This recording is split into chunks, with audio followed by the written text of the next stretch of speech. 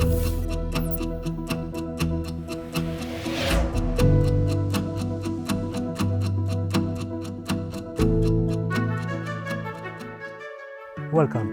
My name is Matthew Balzan and I'm the Principal Curator for Fortifications, including Fort Delimara. Today I'm going to speak about the guns which can still be found inside this fort.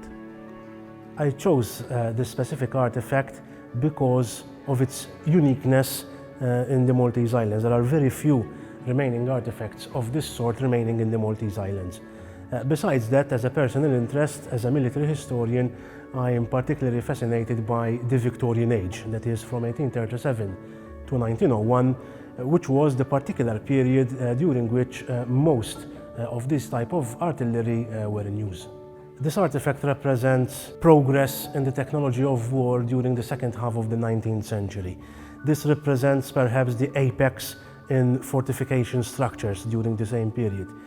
By the late 19th century, we are seeing a shift in priorities in what regards to military architecture. No longer is the fortification the main priority, but rather it is the technology, it is the artillery and the guns. The fort is there simply to protect the gun and not vice versa. This is also representative of the Industrial Revolution, the industrial period of the 19th century, which is seeing the technology of war mass-produced. For example, these guns were manufactured in Britain, brought over to Malta to be assembled together in this place in April of 1880. Their sheer size is also quite testament to the skill required. These are 38-ton guns, and by that weight I am referring simply to the barrel, because in total the gun is made of three parts: the barrel, the carriage on which the barrel rests, and the platform at the bottom on which the gun traverses from left to right. In total, we are seeing something around 55 tons in total weight. They were never used. In fact, these guns cost more in total than the fort itself. The fort came at a cost of £22,000 sterling. But these guns, each of them, there were 6 in all, each cost £7,000 sterling. So the 6 guns altogether were approximately double of the cost of the whole fort, and they were never fired in anger. They were placed here just in case. Only fired twice to 4 times a year for training purposes, and this would entice different training procedures, either live training with the use of a shell, either blank, simply with the use of powder, or else not even that, simply a drill practice whereby the soldiers will train what to do in case of an attack. There are 2 particular curiosity anecdotes related to these guns. One of them is how they were put in place. As I've said, these guns were brought over from Britain.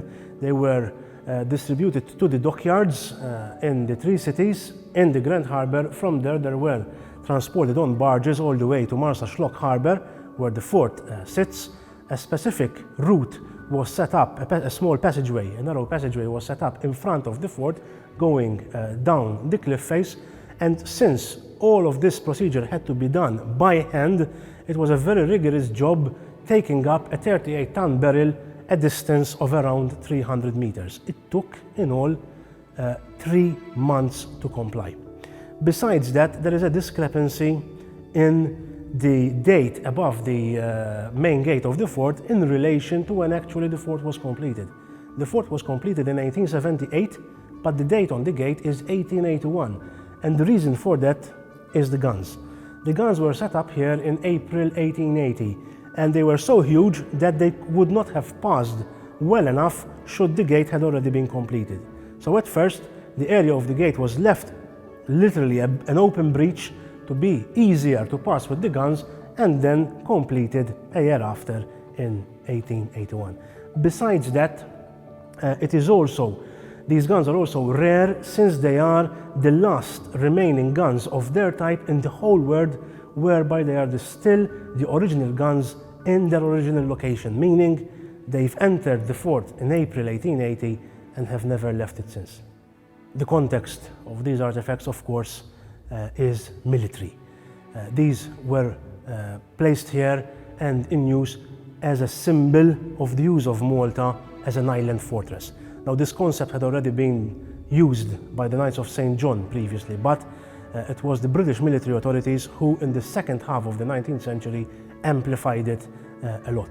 Why? First of all, because there was a progress in the technology of war and of artillery. New type of guns simply required new type of fortifications. They couldn't just modify the old fortifications which the knights had left, as was done until around 1850. Besides that, there was also the threat of new powers within the Mediterranean.